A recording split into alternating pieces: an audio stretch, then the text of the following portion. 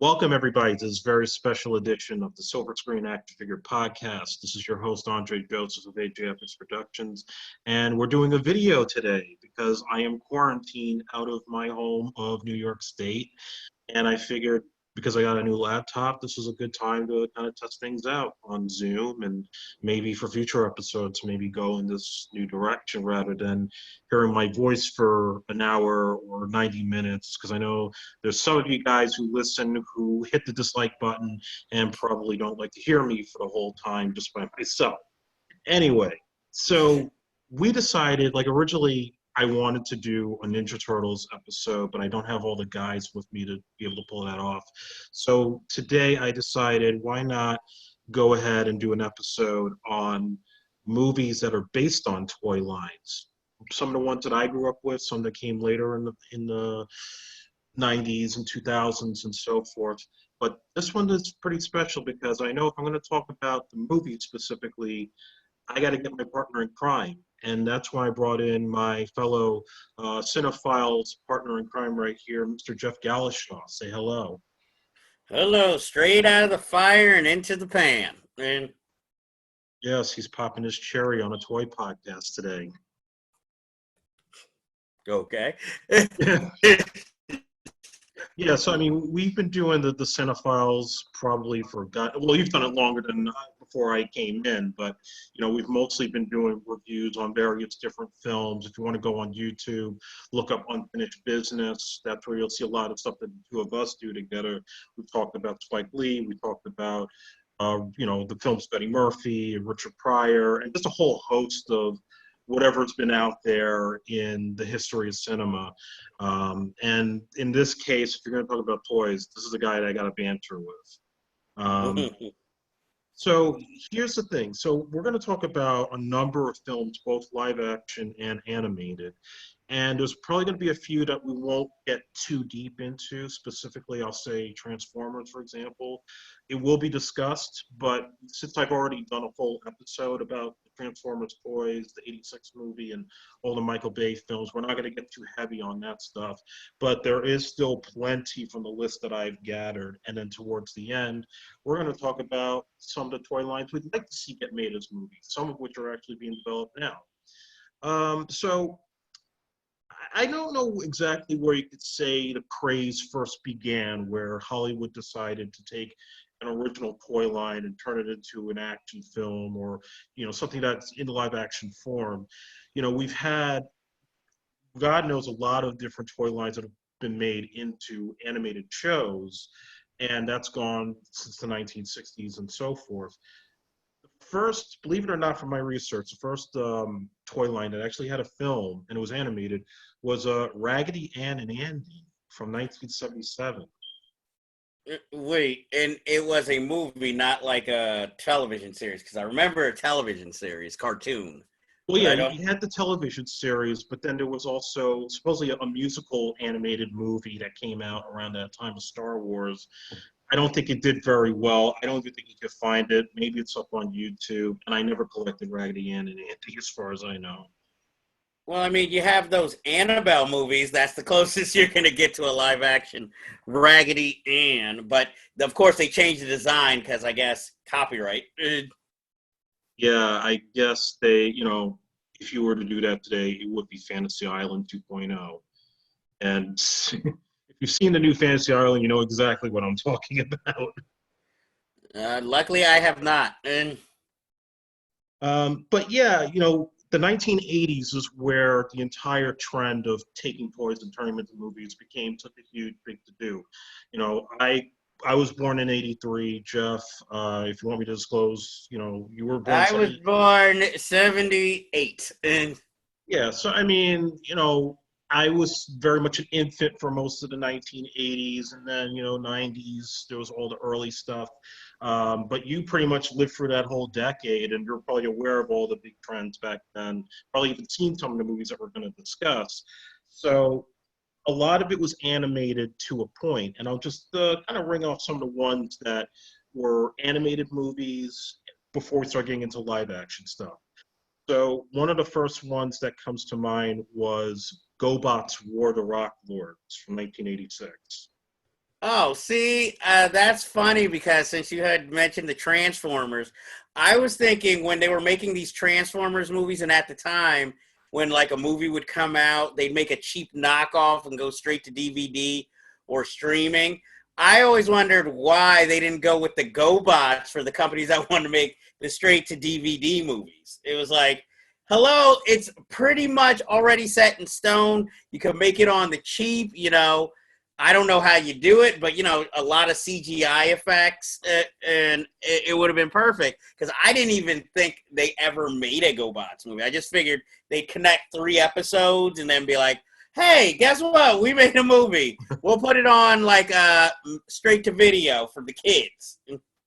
Well, I wasn't even aware that there was a movie until the 2000s when I just came across the opening scene on YouTube. I mean, I remember as a kid when you had GoBots and you had Transformers, and I always used to think that the packaging of the GoBots toys looked a lot cooler. Like, this just looks darker and more threatening. Then you watch the Hanna-Barbera cartoon, you're like, what the hell is this? The only thing I ever thought about GoBots was they were much smaller than Transformers, and they looked like knockoffs. Because, I mean, I know this is weird, but it always looked like Transformers, at least Optimus Prime, like he had a mask on, which goes in with today's times. But then the GoBots always like, you could see their teeth, and I guess those were supposed to be gears or wires. But I just always thought, that's really strange. They were always, like, to me, the more G or PG rated version of Transformers. Like, this is the more family friendly, but the Transformers were always the cooler ones. And, what they strived I guess the Transformers were what the GoBots strived to be. Like, they were the cool kids on campus. GoBots were kind of like the nerds with the pocket protectors. Like, why doesn't anybody notice me? And, and Yeah, and what's funny too is just how cheap the movie looks. I mean, it looks like it just would have been like the series finale of the TV show. I mean, the animation is not far different from any GoBots episode. The only big thing was celebrities that they brought in for voices. They brought in Roddy McDowell, they brought in Margot Kidder, Telly Savalas played the villain, Michael Nori from Flashdance plays the Rock Lord's leader. I mean, so they got some names involved, but the movie itself, it's just pretty much for toddlers, really. It's not really anything that's dark and crazy. And of course, they were trying to sell the Rock Lord toys, so that was the big tie-in with this film. well, maybe they spent all the money getting the actors, and then they had no money left for actually marketing it. Or payola for movie theater owners, like, please take our movie. I can imagine that because I know some of these films would only play in discount theaters as a kid. I would never see them in like a major multiplex. Well, I mean, I'm sure you could probably pack a theater for, guess what, kids, we got the GoBots movie, but, it'd be like, do I have to? Or, I mean, if that's all you have, or maybe sneak it in with a double feature of a thing kids really want to see and be like, hey, kids, guess what we have after E.T.? You get the exclusive sneak peek at the GoBots movie. This is going to be huge. And, and then, they leave like, hey, at least we got to see E.T. Yeah, so I mean, the War of the Rock Lords was not a box office hit, and I think it's very rarely found even on videotape. I don't even think it's ever made it to DVD. Is it on YouTube? Yeah, you can find a whole movie on YouTube. I'm sure somebody's been able to rip it. Hey, so for all you cult addicts out there, you can see it somewhere. So, putting aside GoBots, that was Tonka. Tonka was the guys that made the movie. And later, Tonka got bought out by Hasbro, which we're about to get into.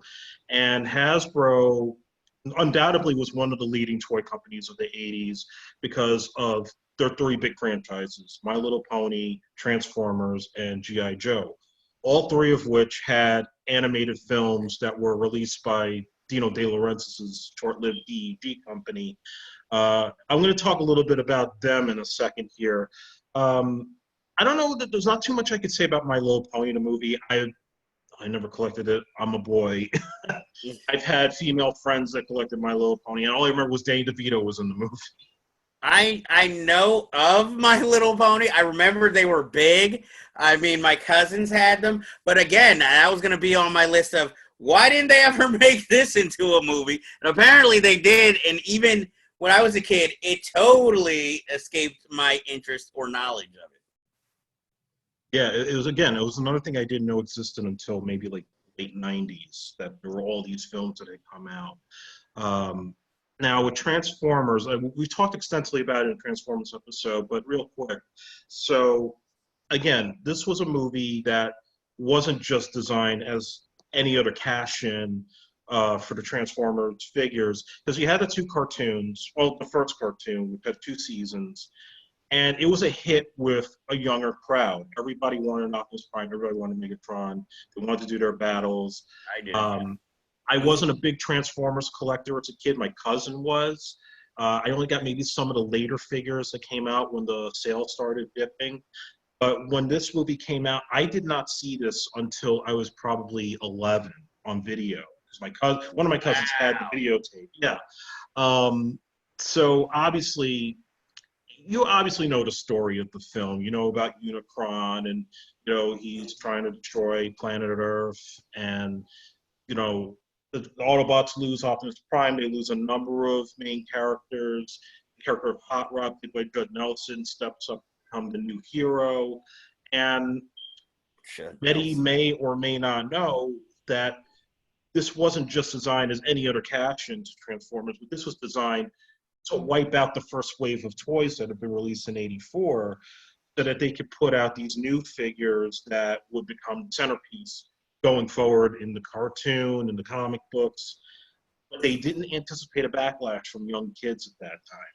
Well, I mean, come on, you killed literally all of the classic ones. You like barely left any alive, and for like these new upstarts, for Hot Rod, who didn't even deserve to be a leader, and it's just like, okay, and you really expect us to go with it? I'm not gonna lie, when I was a kid, I liked the new Hot Rod design, but then it was just like, you know, the cartoons started to suck when that were airing with this next generation. I mean, when I got older, I understood what they did, but at the time, it was just like, okay, maybe they'll make more characters and make it more interesting. But then when the cartoon quality went bad, and they had to bring back Optimus Prime, it was like, yeah, obviously this didn't work out. But I mean, it was starting to go bad when they were just finding reasons to make Transformers. Like, oh, let's make, these dinosaurs that are robots too. And it was just like, this is ridiculous. And so it was just like, they kind of, I guess, shot their wad early. I guess after they did that Return of Optimus Prime, it was over, pretty much for the franchise. And then, unfortunately, they kept those, like, computer-generated cartoons going, which were horrible. So Yeah, that was Transformers Generation 2, which I used to think was, like, going to be this big deal because it was the resurrection of Transformers, only to find out it's only just the computer stuff that's new. Everything else is just repackaged old episodes. And that was a little ripoff from many old-school Transformers fans back then. And not only that, too, I mean, I imagine... I guess you kind of had to... No, I was going to say, you kind of had to get rid of the old... Oh, you want me to go or are you going to go? You go ahead. Okay. Because I was going to say, you kind of had to, because technology was also catching up. So you couldn't have like, oh, let's keep the villain being a gun, or, let's have this boombox transformer that actually functions. So it was like, yeah, we've got to move on to like a next generation. And, they weren't, and I think, I can't say for sure because I don't remember, but I also think the quality of the toys went down, and that was another reason. Because, again, at least you got a free boombox if you got that figure, whereas these new ones, it was just like cars, and more cars. And for the first time, we'll introduce a lady robot. And which they never made a toy of until maybe like the 2000s. See? It was like, and it's sexist still. And Well, they really shot themselves in the foot in general because, again, they were only responding to this idea that we got to get rid of the old toys because we're not going to be selling them anymore. Let's bring in the new ones to sell and for the kids to get into. And it wound up backlashing the entire brand because, first of all, the movie underperformed. I mean, the hype around that film, the animation, the level of quality that was raised up because Marvel handled it, Marvel Animation. You were hyped up from the minute that movie first hits, with all that 80s glam rock music and got this big epic story. And then as soon as you wipe out all these heroes, specifically Optimus Prime, kids could not forgive that. So all of a sudden, I remember watching the third season when they had Rodimus Prime as the leader. And pretty much the entire season is of him like being totally unsure of himself. I don't know if I'm really fit for this, I'm ready for this. Who wants to buy a toy like that of a whining leader? It just, that's really, I think, the point where even when they brought back Optimus Prime, the damage was done and the sales completely dropped off because of it. And only nostalgia would resurrect it over time.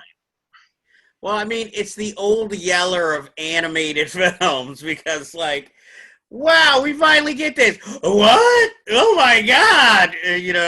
Bunch of crying kids, and then, hey, at least you have this new one. And it's like, we didn't ask for a new one. We were good with what we had.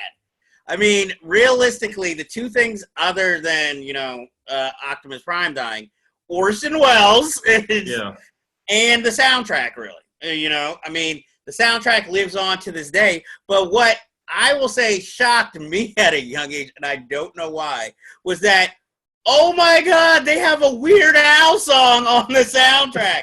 That was, like, to me, the ultimate cool point. I was like, dare to be stupid, oh my God. And I don't know, because to me, he was like a real music star at that point. So getting him on the soundtrack meant this is legit. This isn't some watered down thing. And I mean, everybody, of course, remembers You Got the Touch, which I'll admit is a cool scene in of itself, how they use it. And like I said, but, the two of them, Optimus Prime and I believe it's Megatron, is killing each other, basically. That was, like, very heavy. And so, I mean, I liked it. I saw it in the theater. And, when it came out on video cassette, I owned it. But, that was, I guess, the turning point of youth. Sort of like in the show Happy on Netflix, where when all these kids have all these imaginary friends, but then they see adult acts and the imaginary friend disappears. That movie was that for a lot of kids, and me included. Yeah, so this definitely had an effect on the next movie we're going to talk about, and that's G.I. Joe, the movie from 1987. Oh, another depressing one.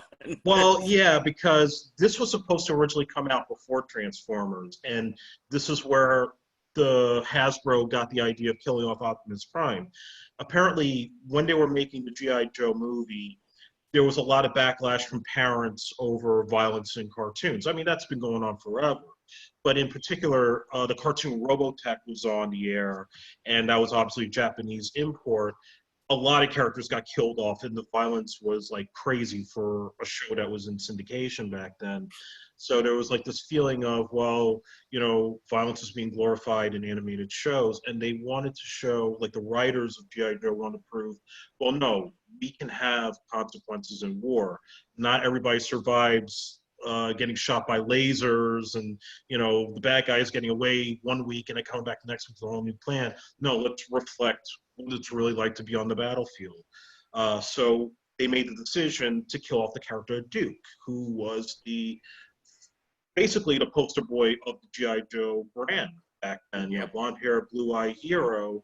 And everybody seemed to be pretty good with that. And they felt that with the demographic that they were aiming with, that older kids would understand it and would be able to move on to the new hero, Lieutenant Falcon, voiced by Don Johnson of Miami Vice fame back then.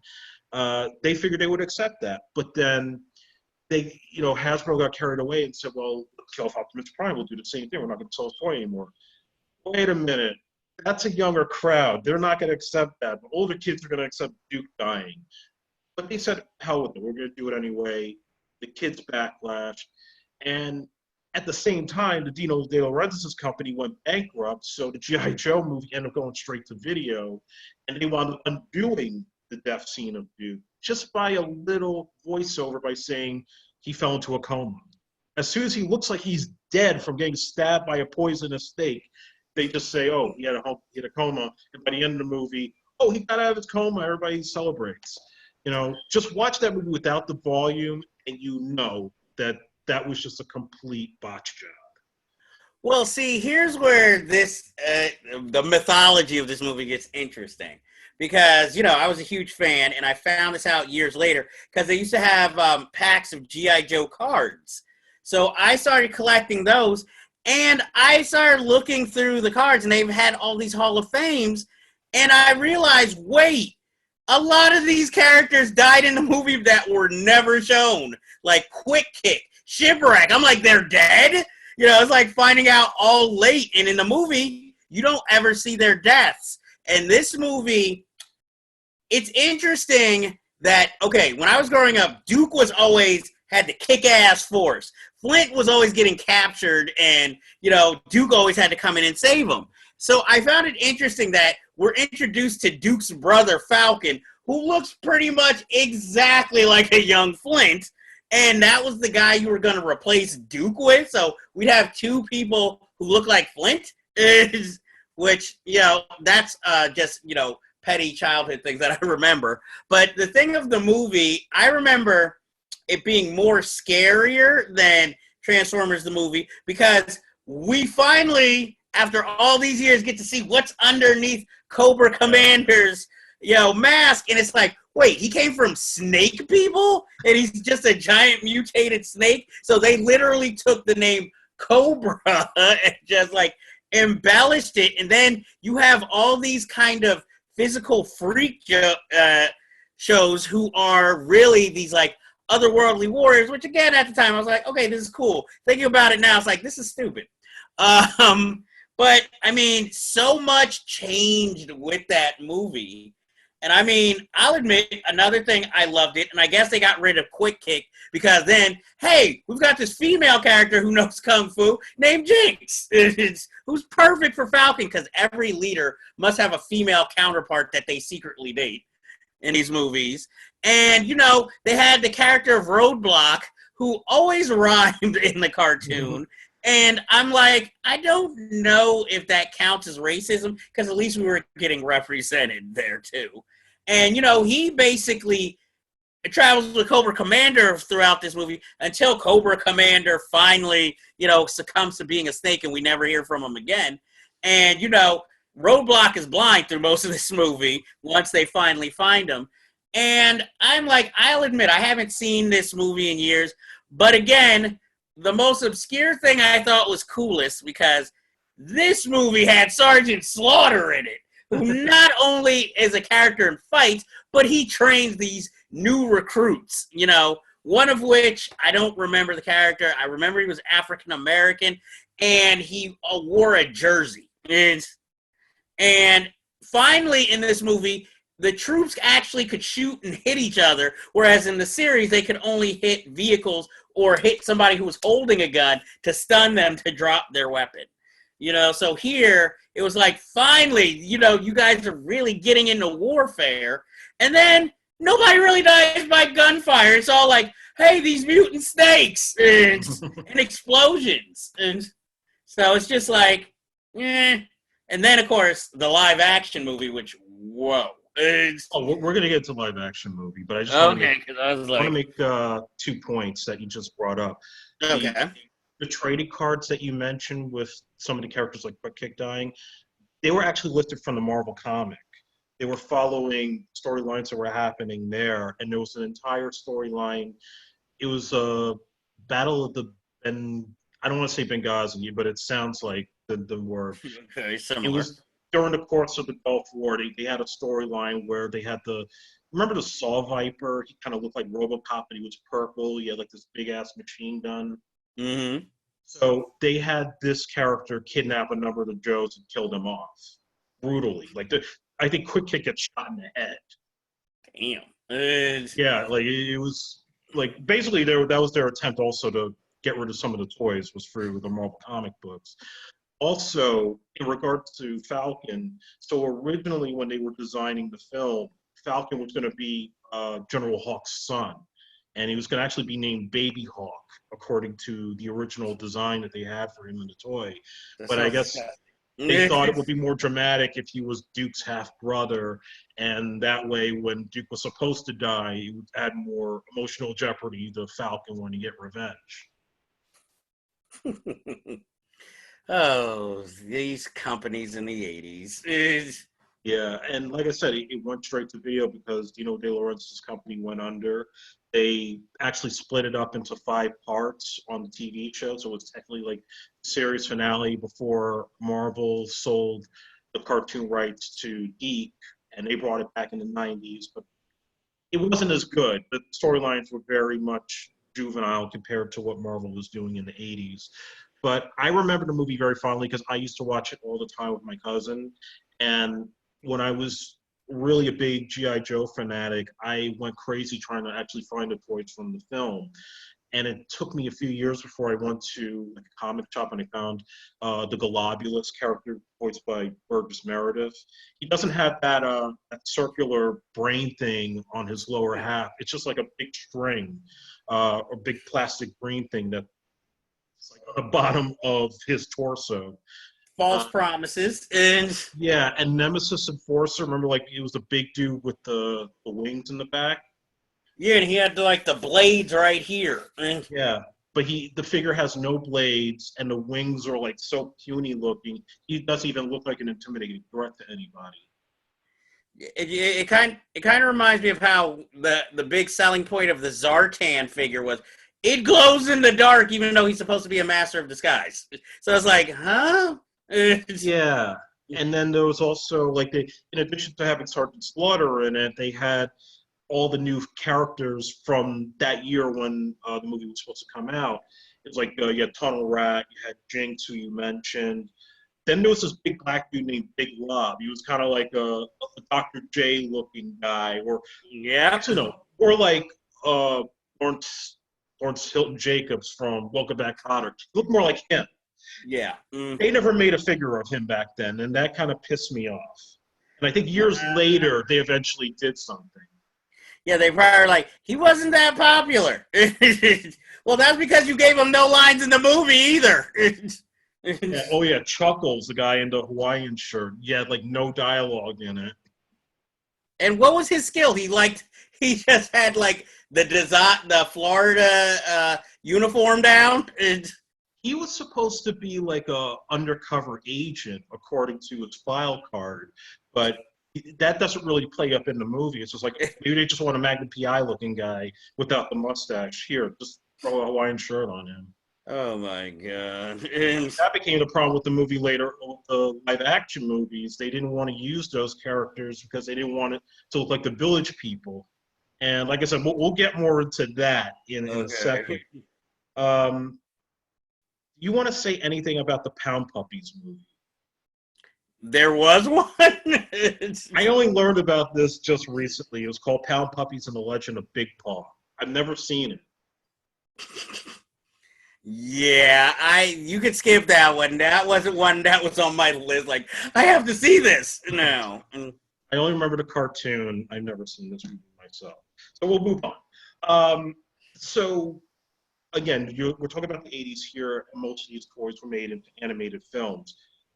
Studios back then, it was the era of Spielberg, the era of Lucas, Robert Zemeckis, Ron Howard, and they were doing all their original stuff. But technology was still not completely there to take any of these toys and make them into movies. Canon Films thought otherwise and thought they could pull that off with He-Man, with Masters of the Universe. Oh, another classic. Talk about bad timing and just bad luck. So, long story short, well, a little bit of history of He-Man for a second. Mattel was looking for a toy line that could appeal to boys back in the early 80s. They didn't want to just be known as the company of Barbie. So they actually were trying to get the rights to do toys for Conan the Barbarian, Arnold Schwarzenegger, until they read the script and realized how R-rated it was going to get, and said, "Hell no, we're not going to make an R-rated toy line." But they decided, well, what if we make the guy blonde and just make it our own thing? And the figures have this muscular shape and all kinds of stuff going on. And that became He-Man, the Masters of the Universe. And it was a big seller when it first came out in '81. And it spun off She-Ra, and that was like obviously He-Man for girls. And it was very popular. And I only had just a few of the toys. My cousin collected them more. He even had the Castle Grayskull play set, which we used to play with a lot. As do I. As did I. I don't still have it. Yeah, he had Skeletor. He had Man of Arms or Man of War, whatever his name was. Man of Arms. Duncan okay. was his name if you didn't want to call him by his, battle name. And yeah, he had Battle Cat. He had that mossy looking guy. Like he had that texture to him. Moss Man. Moss Man. Yeah, that's how much I remember him. But by '87, really, it wasn't that popular anymore, but they still thought, well, let's make a He-Man movie. It might actually repopularize it. So they got with Canon Films, and basically Mattel put up half the budget, Canon put up their other half. Canon basically spent all of Mattel's money and ran out of money at some point during the shoot. They cast Dolph Lundgren as He-Man because he was hot off of playing Ivan Drago in Rocky IV. And that was like a tough call. They actually wanted Sylvester Stallone to play it, and he turned it down. And there was a fight over Dolph's accent. He had to do 3 different takes of him doing his voice to avoid being dubbed. And eventually, he did it well enough. He was passable. The legendary Frank Langella as Skeletor, a role that he considers to be one of his all-time favorite parts, and the standout of the movie. I mean, between him and He-Man, they look the most like their action figures, and give credit. Well, I'm not even gonna. I don't want to mention the director's name because he's got some controversy, and I know some kids watching. But the particular director of this movie did not want it to look like a Canon film, and did everything humanly possible to make it not look like Canon. Except your plot starts in Grayskull. And then the majority of it is modern-day Los Angeles, with the characters fighting each other on the street over a synthesizer that teleports through dimensions. I mean, that took me off guard as a kid to watch. I would have wanted a whole movie set in Grayskull, but this is what they were working with without the effects. Billy Barty's playing the character that's supposed to be the wizard-looking guy that has no face, but they couldn't afford workout. And they couldn't afford to do that effect back in '87. So let's get Billy Barty to play a whole new character in the same type. Hey, he's a name. yeah. Let's throw everybody in there. Courtney Cox in one of her early parts. She had just done the Bruce Springsteen video. She's like, Masters of the Universe? Yes. No, if you have some more to say. James Toklin. That's the cop chasing after everybody. Hey, don't diss the man. Okay, he's awesome. Exactly. He's the other good performance other than Frank Langella in the movie. But yeah, I think, I don't remember if I saw it in the theater. If I did, it had to be somewhere. It might have been King's Plaza when they had the movie theater down there, and it was dirt cheap. Because I also saw Superman 4 around that same time. And yeah, it wasn't a big hit, obviously, because it was catered to kids, and they only played it during the daytime. And it's only become a cult classic in later years. But yeah, it's a terrible film, but you got to applaud the effort behind it. Excuse you, I admit it's not a good film, but I wouldn't say it's terrible. To my childhood eyes, yes, I didn't get to see Prince Adam. I didn't get to see Eternia that much. I never got to see Trigger or Chigger or whatever his name was when he wasn't Battle Cat. But I found the movie, it's one of those things where maybe my mind was like, this is worth it just to have He-Man on the screen. I found it entertaining. I haven't seen it in over a decade. But I remember Skeletor. I remember they had my girl Tila up in there. Yeah, but I was like, the reason nobody looks like their characters other than the big main ones is because half of them aren't even in the movie. It was like, he describes Eternia because we never see it. And then at the end, when everything is, going He-Man's way, it's like, I don't know, the detective is all of a sudden like the man in Eternia. He has all these like half-clad babes. Whatever Billy Bartley's character name was, he was happy because he got the synthesizer and he got babes too. It was like a beer commercial at the end. Everybody gets a lady. Yet Teela's still this fierce warrior. But Masters of the Universe, it's memorable. It's one of those memorable bombs, but I think unless you're I think if you're a purist, it means something to you. Either the killing of your dreams or it was never your fully realized version. But having said that, I'm still against them trying to make a real live action version of it. I have no problem if you want to make an animated version or an animated series again, but not a live action because it won't be as magical and it'll seem a little far-fetched because if you do it too dark, you're going to alienate the earlier fans, and this is a whole new mythology for the character. But if you do it as like how the cartoons were, it's going to seem too stupid for adults. And it'll mainly appeal for kids. And we've seen how adults hate when stuff is made for their kids and not for them, So I'm like, Masters of the Universe, I had a lot of those toys. I never got a Skeletor, though. I even had Skeletor's Castle, but no Skeletor. And he had a Battle Cat, too, that was like a purple panther. I remember that, yeah. Yeah, I had that. I thought it was cooler than Battle Cat. But, I think the problem with He-Man at the time was then after that was a success, a lot of these cartoons came out that were like He-Man, and it seemed more about the collectible toys aspect. Like, you had Silverhawks, you had Voltron, which was a little different because it was more Japanese animation and a little more detailed and depressing and dark. But, it got lost in the shuffle as it got competition. And then, here comes his half-sister She-Ra, and it's like, oh, we're all going to go over to She-Ra now because you're not making as much money. And we need a girl version.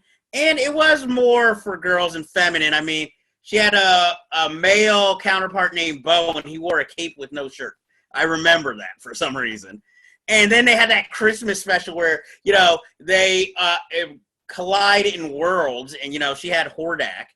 If anything, I'm sure eventually they'll probably make a She-Ra movie because obviously Netflix, is producing the She-Ra cartoon, I believe. So, and that's proving to be very popular. So I wouldn't be shocked if they tried at least to make a female version. I mean, unless the studio's like, well, they've got Wonder Woman, but I'm more open to She-Ra because Master of the Universe had its chance. As ill-fated as it was, at least they had a chance.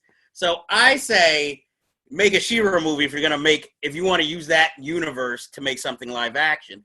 And also, I mean, I have nothing to do with it, but on YouTube, there is a kind of documentary that goes through all the, I guess, attempts to make a Masters of the Universe movie over the later decades, more recent times. That's actually fascinating to see all these different visions and versions of what they wanted the film to be.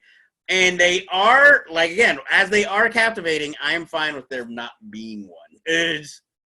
Yeah, I'd like to check out that documentary. And I know Netflix, I think, is supposed to be doing a He-Man movie, and they still have that kid who doesn't even look the part. But no, he doesn't. He doesn't even look buff.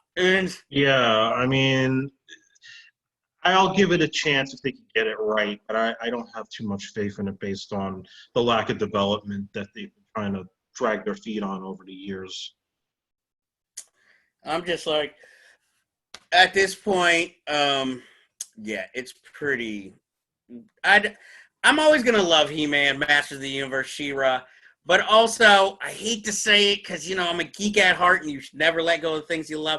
But it's sort of like an ex. You still have feelings for it, but you got to kind of move on. And But for the new generation, keep going for it, keep loving it. I mean, I wish I would have kept all of my figures to this day. I'd put them proudly on display, but unfortunately, I don't even think I have one figure left. And Yeah, I can't find any of mine either. My cousin sold all his collection. I don't know if you had any other ones, but I just like to go through a quick run through of like kind of kids cartoons. They started off as toys, then they became cartoons, and then they actually had feature films. But you don't really have to talk about them that much, if that's okay with you. Yeah, go ahead. I mean, there was Rainbow Brite and the Starstealer. I heard about that. I've never seen it. I saw that twice in theaters. I'll admit, that was a guilty pleasure as a kid. I didn't collect the Rainbow Brite toys, but I watched the cartoon. And then when the movie came out, I eventually saw the movie, and I only liked it because there was a guy we thought was a villain, but ended up being her ally, but he had a jet horse. And I don't know why that was so awesome to me at the time. But I was just like, yes, I want one of those. And I could be wrong because, again, I never collected toys. I don't think they ever made a toy of that character or his horse. So, that's all I have to say about that movie. But it was a hit. The Smurfs, of course. Yeah, which one, the Magic Flute one? Yes, the one they always played on Channel 11. And yeah, I've never seen it all the way through for some reason. See, well, again, this shows difference in age, because when I was a kid, I remember Channel 11 played that nonstop every, month. And even to the point where I'd be like, not again! But I'd still sit through it all the time, and I love that. I wish I could find that movie. That is how much I like it. Look, I know I've outgrown Smurfs, but again, it also was a musical. So, I still always have a soft spot for Smurfs. Yes, because it's like, what was it? Something about, I think I want a Smurf, a Smurf, a Smurf, a Smurf. Pee-wee is a Smurf. Yeah, trust me, the lyrics are better than that, but I just remember that passage. So that one, that was something I always loved as a kid, and that is something, see, even thinking about it is making me nostalgic. And the whole thing with the Smurfs, they made so many of them, you could never collect them all. Yeah, the little PVC figures. Yeah, it was like all blue. You had Smurfette, you had Grumpy. Yeah. I think they even made figures of ones that didn't exist in the cartoon just so they could be like, you haven't got them all. Well, when I was in third grade, we would have a whole bunch of toys in the shelves that you could play with in between class. And we had not only a bunch of Legos and Ninja Turtles, we had a whole thing of Smurf figures and the play set of the little mushroom hut that they would live in. Oh, so yes. That was always fun to have to play with during lunchtime. And this is where this gets a little weird. How come there's only one woman? And where are all these other new Smurfs coming from? Is she birthing them? No, but you don't remember the episode Gargamel created Smurfette? And then she was supposed to be evil, supposed to infiltrate the Smurfs, and then Papa Smurf turned her good. This seems like something that is against birth and more for evolution. Actually, they used this backstory in the live-action movie, too. See, as soon as I saw the preview for the Smurfs live-action, I was like, fuck you, no thank you. I hope this isn't a family broadcast. Okay, because I was like, that was when I realized, look, I know this is made for kids. See, I became one of those people. I know this is made for kids, but you just shit on something I love. And you made it into a Robert Altman movie full of cameos with people who are like, why are you even in this movie? You make no sense. And then you're like, hey, guess who's playing Smurfette? Katy Perry. Hey, I don't care. Because I would think after Prince of Egypt, it proved you could put whoever big star name voice in it. It doesn't matter. Star billing on an animated movie makes no sense. It's nice to know, that person did the voice, but it doesn't really matter. And with that movie, having Hank Azaria as Gargamel, It should have been Jeff Goldblum. I would see that more than Hank Azaria, and our hero played by Neil Patrick Harris. It's They want some TV star in there. And so you want, hey, we've got this happy-go-lucky human being. It's sort of like with Alvin and the Chipmunks, where it was just like, okay, you have Dave and you have the CGI Chipmunks, and now you have this evil record producer, and we're going to fill this movie with cameos of celebrities. And it's just like, why? And the thing that pissed me off the most with that movie was then they didn't release any of the episodes on DVD of the old shit. I think the music rights have a factor in that. I'm just like, oh, you're taking away all the factors of my childhood nostalgia. And again, I know it's for kids, but still, it's just like, And so I was that grumpy guy in the audience. Okay, two more that we can get into live action. Okay. Well, one is a cartoon, and then the other one is an actual live action movie. Care Bears. Yeah, I remember the Care Bears movie. Oh, there were two. Mm-hmm. Yeah, I saw them both on the Disney Channel. See, I saw them both in theaters. I had VHS copies of those. I had Care Bears, okay? It was sort of like Smurfs because they were so small and easy to collect. And I watched the Care Bears. And then, just like, I guess, they didn't kill all of the older ones, but now they had Care Bear cousins. And that was when we had Care Bears, the Next Generation TV show with, Care Bears Countdown with, like, Lionheart. I was just like, look, I love the Care Bears. I don't care. Guilty pleasure. It was a pleasure. But, yeah, they had two movies, and they were both hits. And I just remember the second movie being, they literally had a evil villain called Darkheart. I remember Darkheart. Yeah, it was like, this is so unsubtle. But, I mean, it was a good series. That one I could see maybe coming back. Because basically they were selling you teddy bears that had supposedly represented emotions. So the same school I was telling you about, we also had like a whole bunch of like the posable Care Bear toys. And the Darkheart character, and I always remember they had like a distinct smell to them. Like they smell like scented candles for some reason. That was probably by design, since you were meant to hug them and keep them close. Yeah, it creeps me out now. Oh, man, those are classics. And, I mean, this wasn't really a toy, but it was a fad that became a movie. Garbage Pail Kids. Yeah, I never seen it, but I remember seeing the videotape in my store. Oh, my God. First of all, the movie, even as a kid, I was like, this is bad. It's disgusting. Not like, oh my God, this is so like, oh, gory and gross. It looked like literally like little people with big, gigantic heads that were meant to represent the characters. And, they would all do like disgusting things. Like there was Alligator. It was just, I don't even know if they were kids or adults.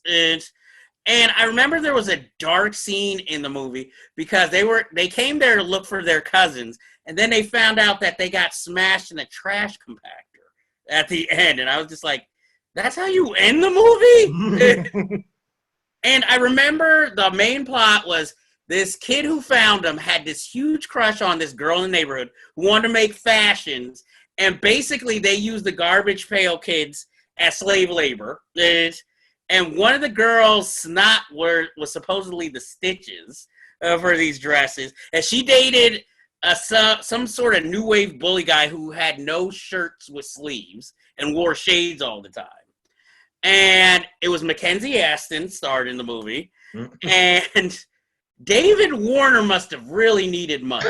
Oh, God. Because he's the other big name in the movie. And the only other big name in the movie. He's I was actor. Like, he needs the money. This was before we knew like things like Christopher Walken doing anything for money, though. So I was like, David Warner, even you of Waxwork fame deserve better than this. And I just was like, and I saw that, I believe it was at a discount theater when it came out.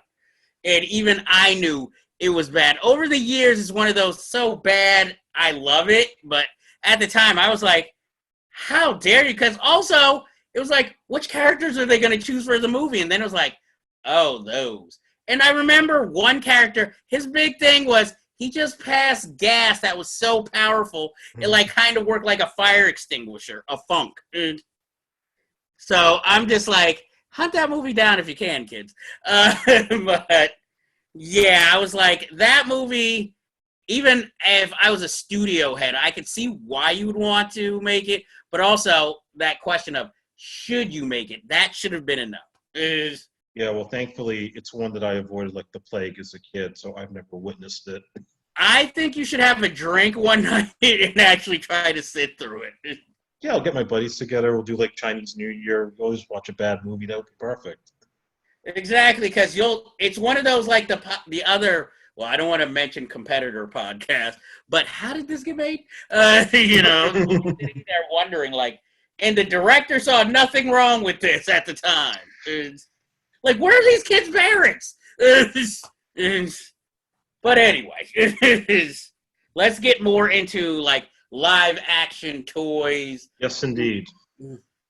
So we're going to jump all the way now to the 2000s because really there wasn't anything that was going on in the 90s that was all, big tentpoles with big name actors and so forth. When we got into the 2000s, that's when Hollywood started to try to cater to our childhood.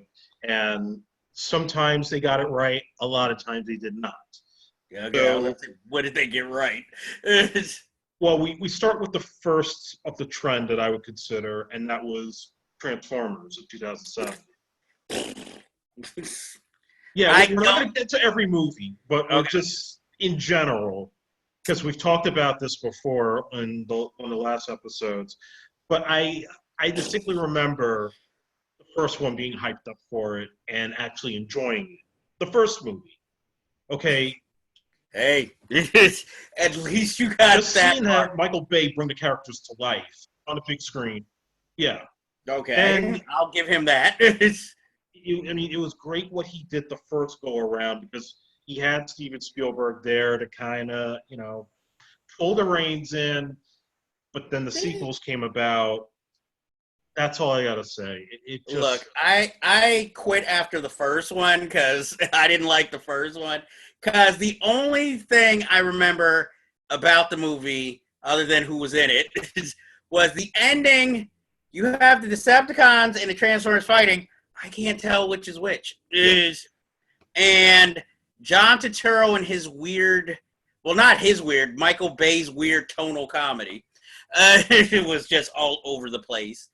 Of course, I, like every red-blooded straight male, was like, wow, Megan Good. Not Megan Good. Megan Fox. Yeah, I even forgot her name. But I would like to say, hey, Megan Good, yes. But then the second film, the only thing that made me interested was in the trailer, the score.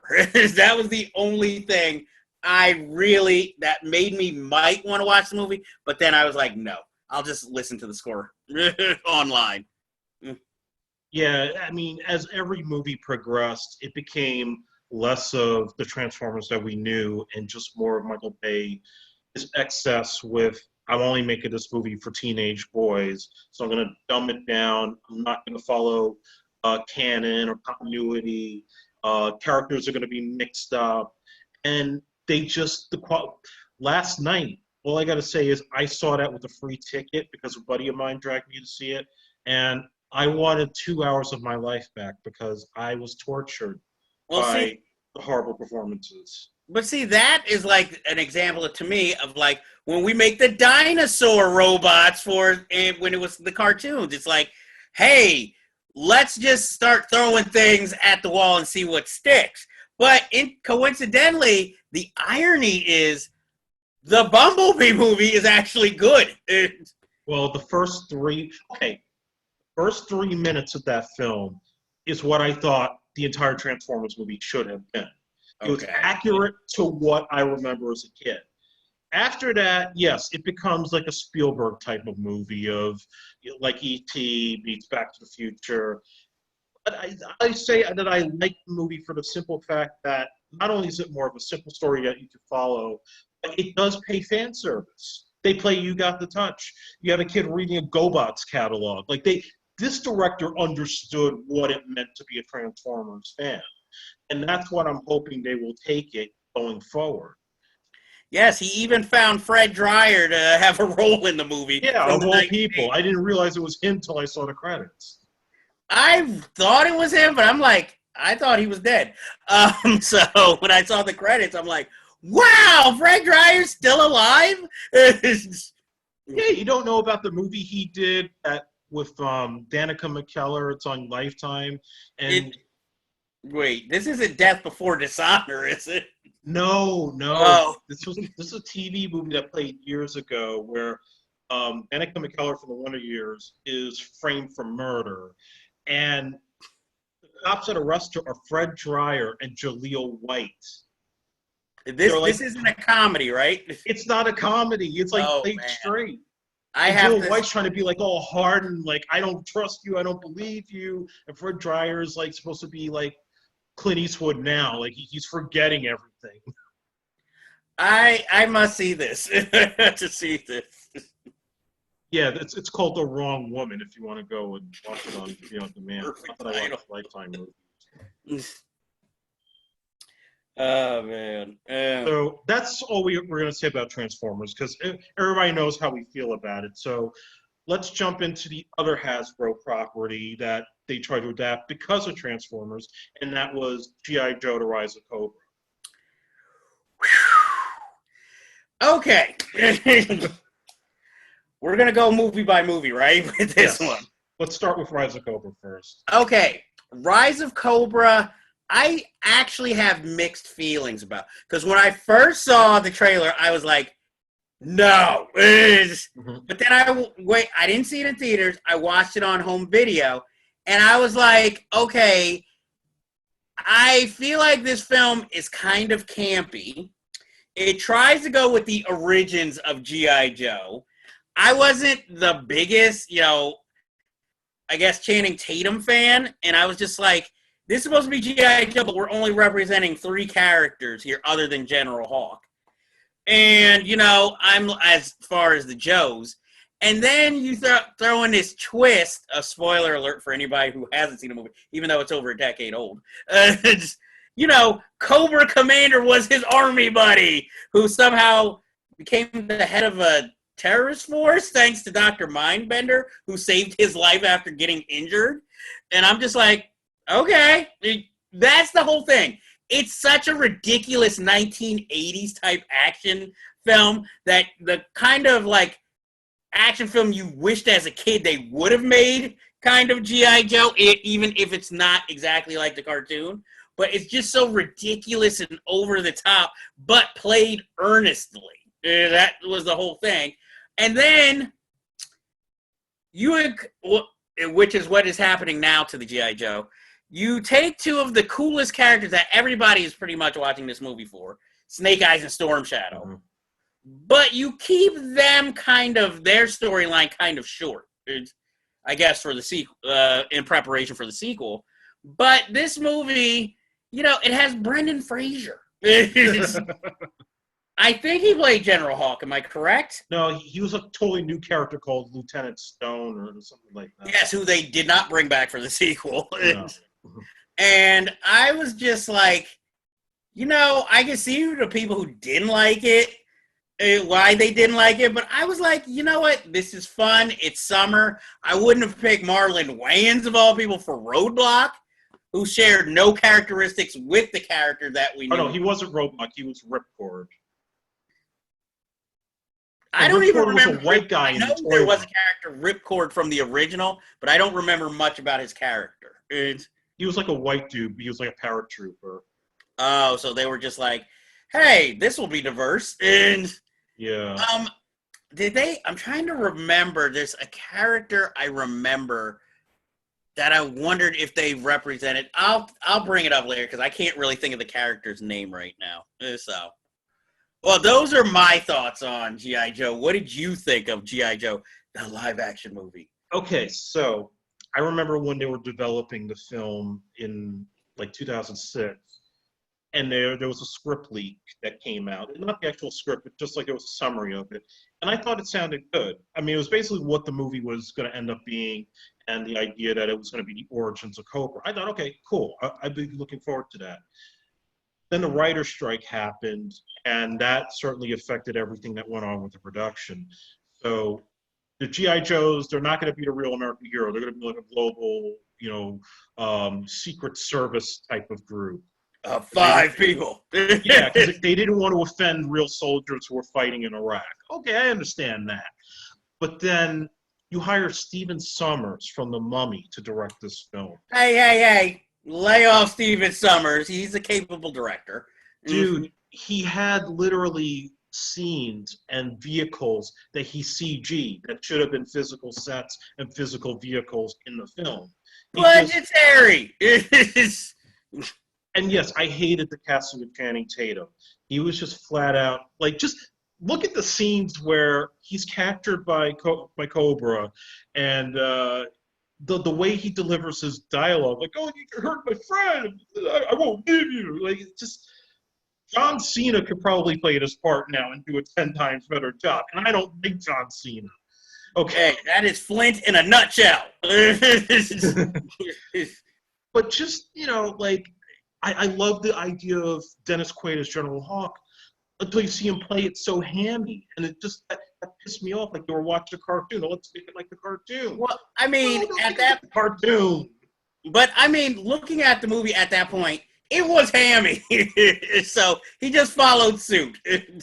And I do have a particular bias with the Snake Eyes Storm Shadow scenes, not only because I felt that you could cut up all their scenes and that would be a good movie in itself, which they're actually doing now with Henry Bowling, but I actually met Ray Park at New York Comic Con the first year that I went, when I met your buddy Mike Fultz, and he was one of the coolest guys ever, coming off of playing Darth Maul, and to see him play Snake Eyes 2 years later, I was really hyped up. Like, I'm a huge fan of his.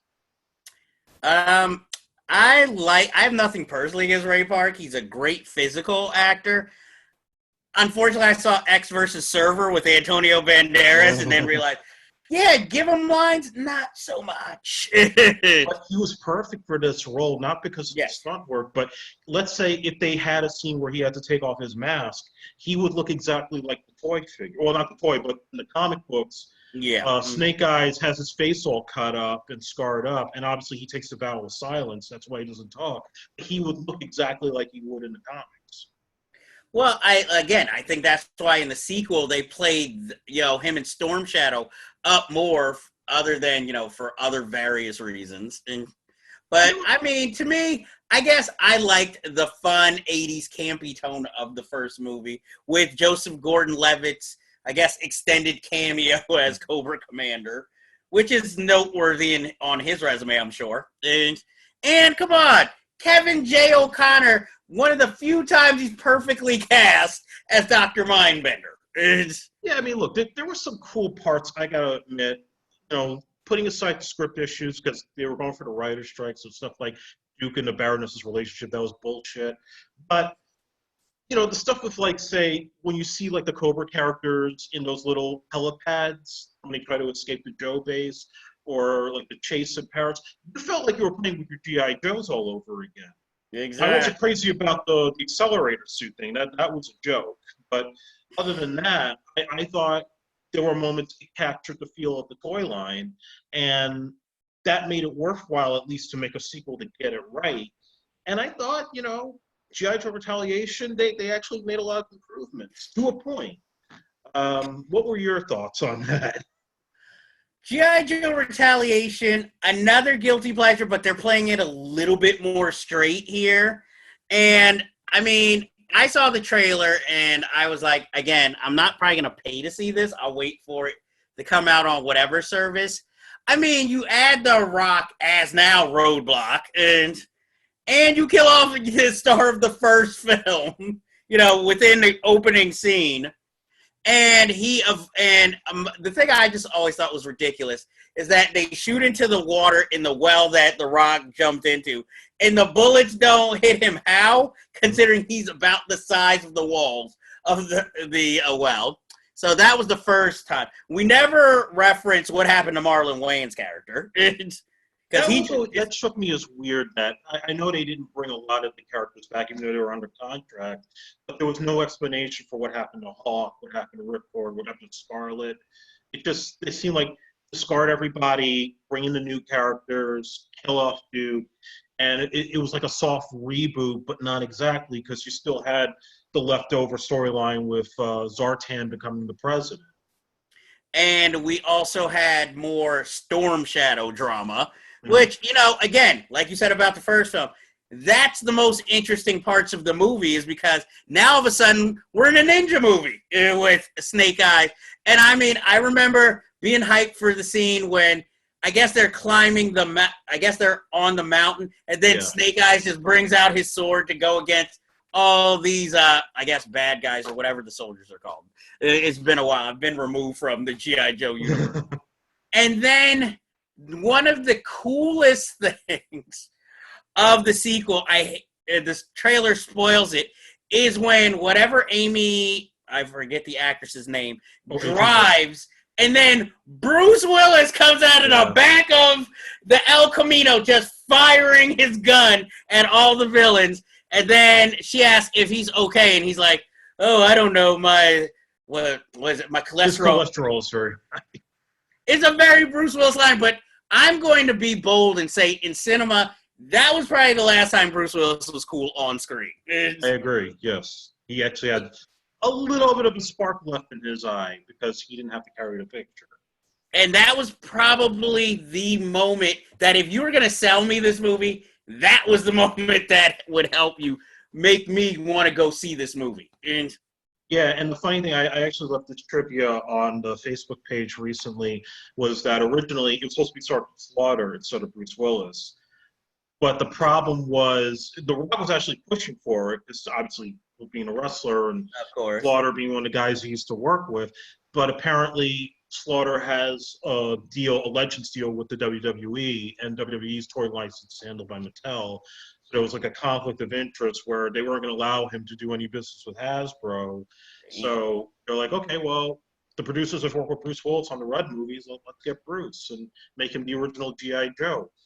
But they didn't make any effort to make him like any kind of resemblance to the classic G.I. Joe dolls.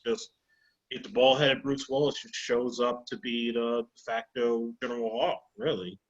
Pretty much. That's who I thought he was. But I totally forgot about Dennis Quaid in the first movie.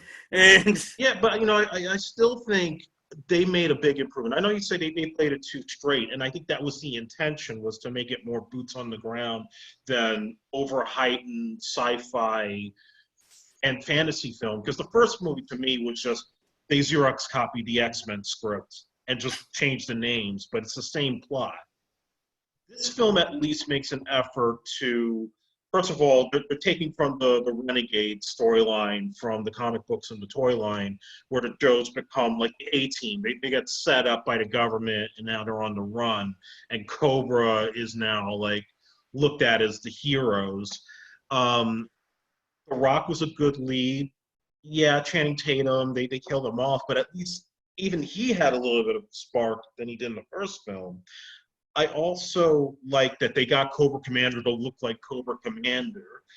And just, John Chu, who directed the film, later did Crazy Rich Asians and the Gem movie, which there's really not much to say there, but that's also based on a toy line, too.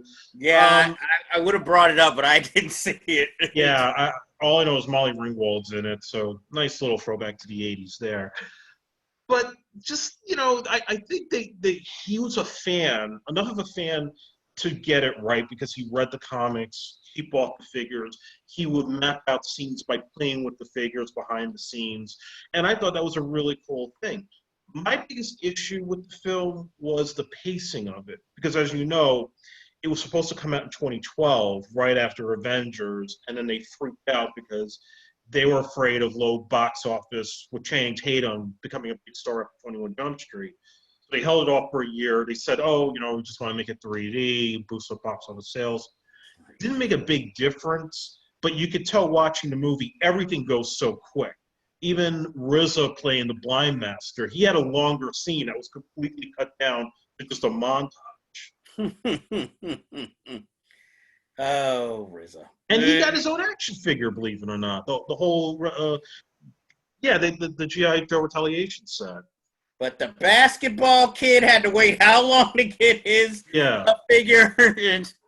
I have some pet peeves with the toys they made for these movies because, first of all, with Rise of Cobra, they made a Gung-Ho figure, even though Gung-Ho's not in the movie.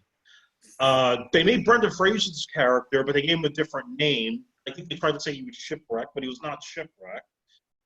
Oh, jeez.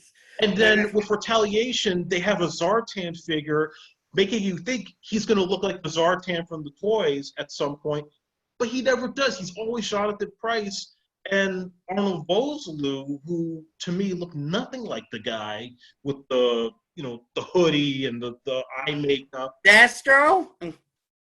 Well, Destro looked like Destro in the last half of the first film. Yeah, I'm gonna say, come on, give it to the mask. And then that guy didn't want to come back for the sequel. He thought the first movie was shit. Was I like the only fan of the first movie? Trust me, look, like I said, there were some things I liked about the first one, but you could tell Steven Summers was not the right guy to do that movie. He made a comic book movie. So that is exactly what was asked for. You know what, Steven Summers, this is what he did, and this is on the record. They couldn't get another director to do this because of the writer's strike. Everybody was getting booked up. So they sent him to Hasbro. He looked at all the history of the G.I. Joes, all the designs, all the figures. It's like, oh, this is James Bond. I like Thunderball. This is going to be Thunderball 2009. You have no clue. Like, you've never watched the movies or the cartoon. You can't do this film. Steve, leave my man Steven Summers alone. He had, like, Dead Rising. Yeah, well, I never really saw Dead Rising all the way through. And I am still a fan of the first Mummy movie. The second one, if we could have cut out, if we cut out the Scorpion King part, I'd be fine with the movie. Oh, me and my dad were laughing our ass off at that part. It's some of the most horrible CGI I've ever seen. Oh, yeah. They were rushing to get that out. And he gave Brendan Fraser a job with G.I. Joe. Come on, and well, he always cast Kevin J. O'Connor, so he was coming either way. He just had to figure out, where do I fit him in? So I don't hate G.I. Joe Retaliation.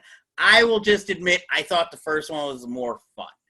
And I'm even willing, depending on previews, because I'm not making any promises, that when we're able to go to movies again, if the preview looks good, I will watch this Storm Shadow versus Snake Eyes movie. Yeah, I'm open to it too. I think it's supposed to be a new start for the franchise, like basically a reset. So I'm open to it. I'm curious to see what they do and how it's going to proceed into future G.I. Joe films. I think it should be the end of it. We've done a trilogy. This should be the final chapter. And let's talk a little bit about the Lego movie. If you've ever seen any of them. I'll go for all of the films, but just that and the Batman movie. Yeah, I'm the same way. I've only seen those two. And yeah, because Chicago. Like I wasn't a big Lego collector as a kid. My cousin still collects Legos, and his son collects them now. I thought it was a fun film. I think it captures the nostalgia of playing with the toys, but then also just it's its own thing. It's its own world, and I can't say too much. I have more to say about the Lego Batman movie because I enjoyed that a lot more than the first. Okay, the first Lego movie I like, and I liked it more than I expected to like. Everything is catchy. I thought the jokes were funny, and some of them were actually smart. But I will say I probably liked it more than I liked the Batman Lego movie. Okay. But I think ultimately, if you're a fan of Batman, which I am, I surprisingly didn't like the Batman Lego movie as much that I should have, because they pretty much bring up every storyline and pretty much that was popular in the Batman Lego movie. Like I said, Lego movie, I'm not gonna say perfect, but the best that probably making a Lego movie you could do at the time. The Batman Lego movie, other than the villain Condiment Man, I felt like the movie went on way too long. Because I was just like, where's this going after a while? They literally bring up every villain he's ever had. Again, that Condiment Man, who I never even knew existed. I got a little tired of the jokes about orphans and Robin and Batman, his secret identity, and all this and that. I like the comparison of the Joker and Batman, how they need each other, basically. But again, it just felt monotonous, but it's also something a movie where you can pay homage to Batman, and that's the only way you could really pay homage to all the storylines that has ever existed within Batman. So I respect it on that level, but I can't say I loved it. I liked it. I didn't love it, but the Lego movie I actually loved. I loved it so much I didn't bother seeing the sequel. Yeah, I never bothered with the Lego sequel or the Ninjago one or anything else that came after that. But I mean, the Batman one, to me, there's been that argument it might be the best Batman movie ever produced. Now, that's obviously a controversial thing to say, but I think it paid so much fan service while still being cutesy and fun for the kids. But just the way it plays up every generation of Batman movies, TV shows, even the little things that they did in there, like getting Billy D. Williams to play Two-Face because he never got to do it in the live-action movie, or that one montage scene of Bruce Wayne and they're playing music from the movie Night Shift with Michael Keaton. It was like little stuff. Like if you really are in tune, it just makes it that much fun to watch. And then you have the cutesy stuff that they play with the Batman lore of, like you said, the orphan gag and all the different things like the jumping of the shark stuff. And I thought that was all really cool and fun, and just it should just be its own film. I don't think they should ever make a sequel to it. No, definitely not. And I'm yeah, it was okay. And this is an interesting little side thing and little known trivia that I always like to throw out there. Since we're talking about toys made into movies, I have never seen a Toy Story movie. Any of them. Okay, yeah. I mean, we mentioned a little bit too, but I love Toy Story.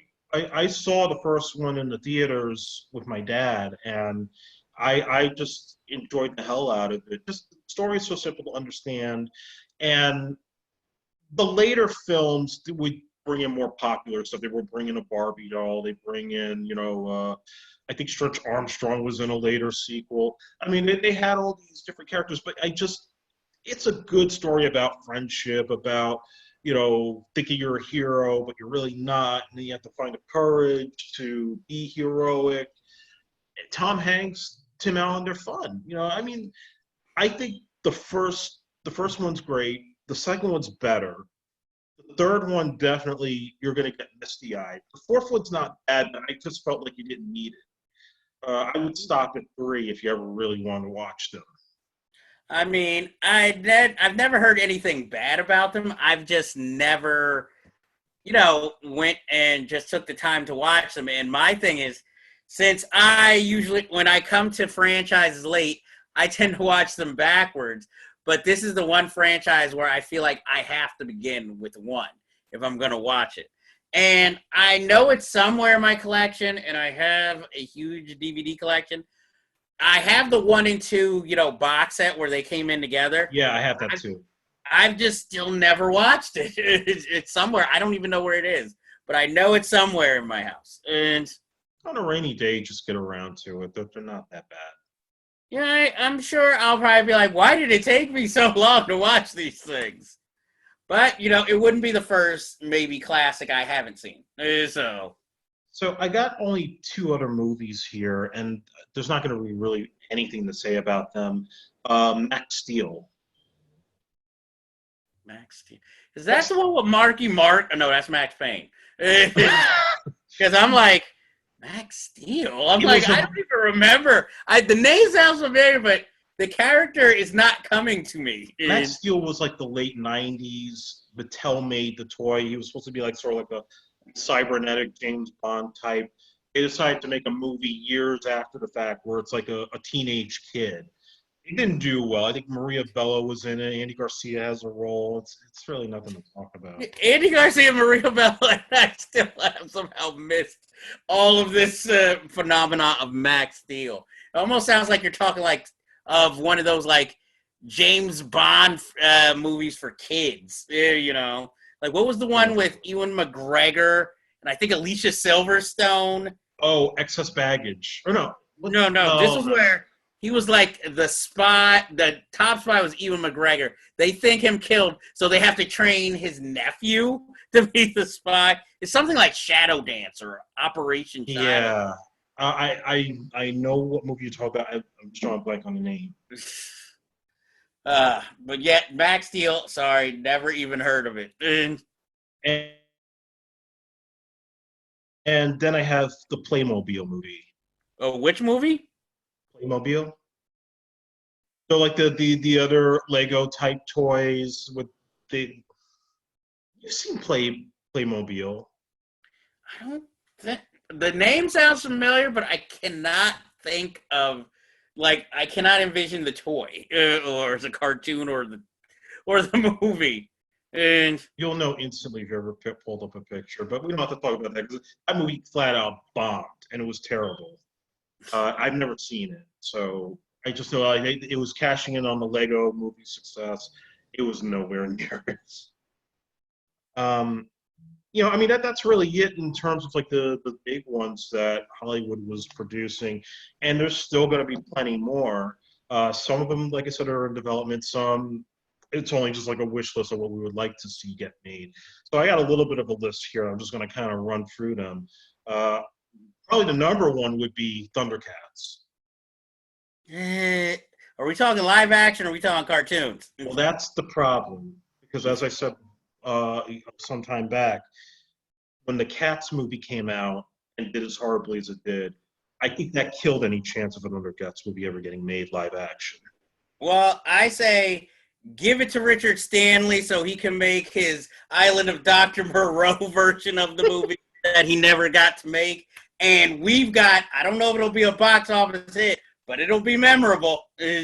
I remember somebody, when 300 came out, somebody went on YouTube and did a fan trailer, and they took, notable actors and tried to make them rotoscope to look like the characters in the cartoon. So they got Vin Diesel to look like Panthro, and I think Gerard Butler for Lion-O. I mean, it was like a weird thing, but it looked good at that time. Yeah, but like I said, I don't know how believable it'll look on screen. It'll be like you said, it could have that Cats problem where you're like, what? This doesn't look right. And the next one, Silverhawks, which you mentioned earlier.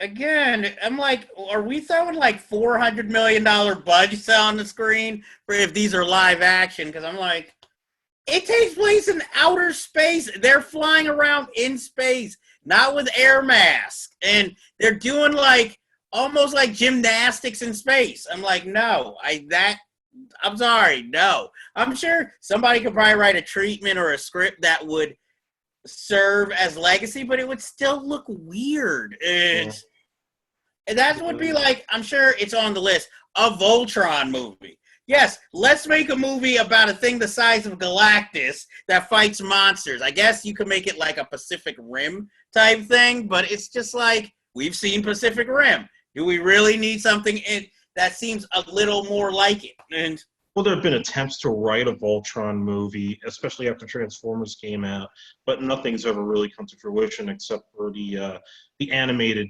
TV show that's on Netflix. I'm just like, I mean, more power to you, but I'm like, that's okay. I don't need to see this on the big screen. And Okay, Mask, which actually is getting developed right now by F. Gary Gray. is that thing about trucks? Yes, it was Kenner made a whole bunch of these toys of cars that had all kinds of weaponry and technology. And basically, it's like a whole bunch of James Bond cars or Knight Rider cars that have all kinds of weapons and missiles. And it's like a whole G.I. Joe type of team that would take on another bad guy group. I forget the names. Matt Tracer, I remember, was the name of the leader of the Mask group. I'm like, F. Gary Gray, you have better things to do than this Mask movie. I'll say, if they were going to remake Mask with Cher, that would have been interesting. I don't know what it has to do with toys.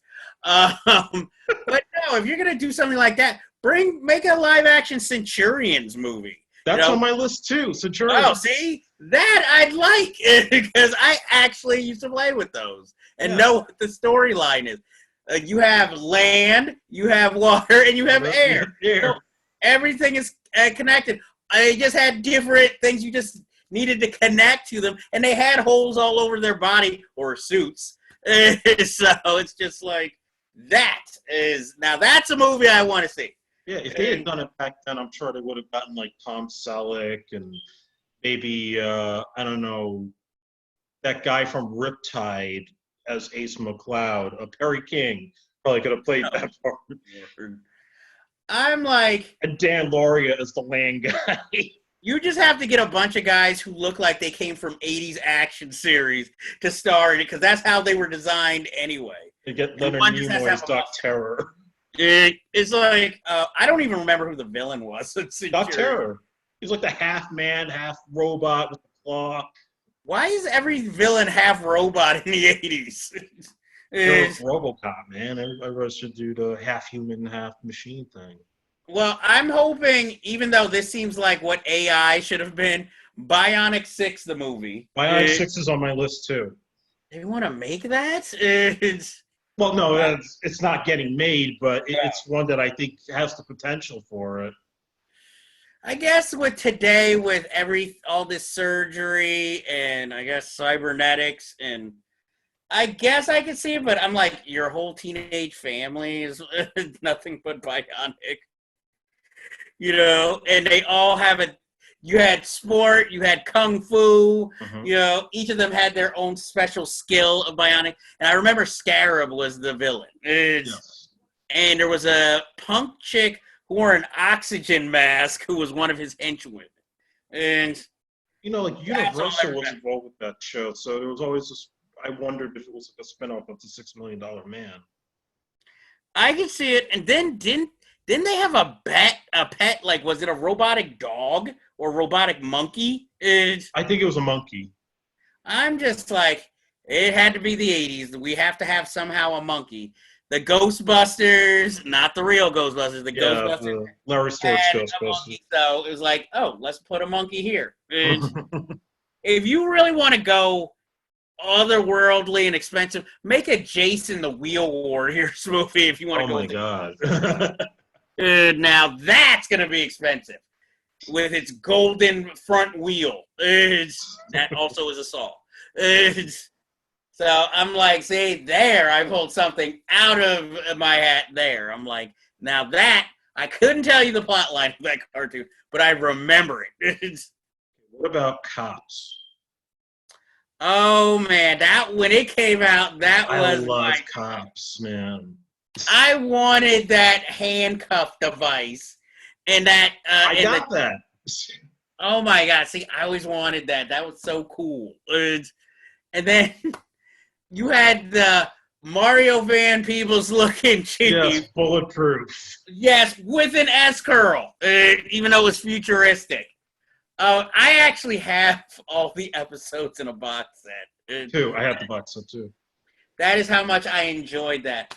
I don't know how you'd make it, because it was so 80s, but I'm sure they could. And Yeah, well, I mean, there's so much anti-cop sentiment, it would be tough to do now. But at that time, coming off of the success of RoboCop, it was definitely one of the coolest things back in those days. It was like doing bigger G.I. Joes, just same type of molds, but just taller in size. well, they should make like if they since they're trying to reboot RoboCop, you could make it into a spin-off of Cops.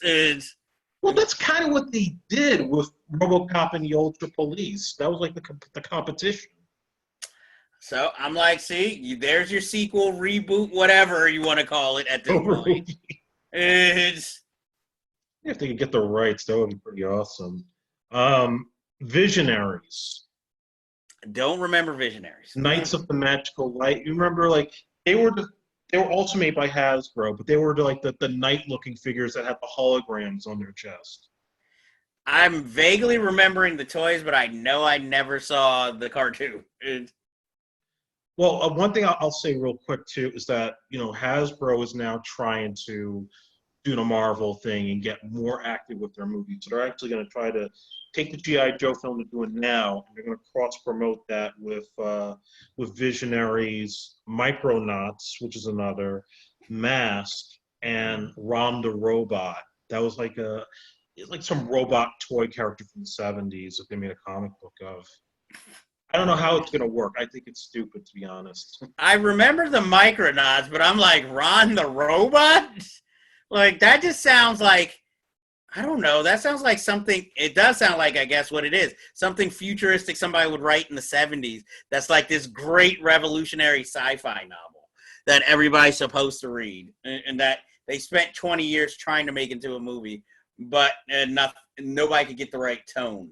And what about Dino Riders? that's just basically, let's take the robot dinosaurs from the Transformers and make a movie.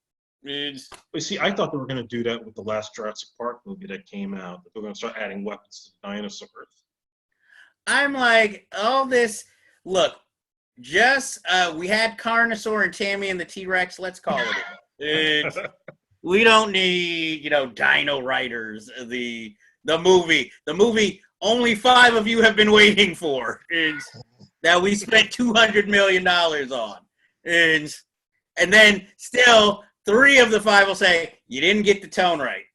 So it's like, no thank you. I only have 2 more here. Stretch Armstrong. That's like if they finally made Plastic Man the movie but didn't want to do business with DC. You know who actually wanted to do the Stretch Armstrong movie? Danny DeVito. Was he going to play Stretch? Yes. And directed. That would have been I think, either animated or would have to be like Van Helsing. Okay, we'll have some live action, but most of this is CGI computer animated. And lastly, even though it's not a movie that I want, but we got to cater to the girls here, Barbie. I have paid attention over the years to the development of this movie, strangely enough. So have I. Remember they wanted Amy Poehler to play Barbie, and I guess it was going to be a revisionist version. Mm-hmm. That was the last I heard, but I know she's dropped out, and I think Margot Robbie is now the front runner, or at least attached to play Barbie.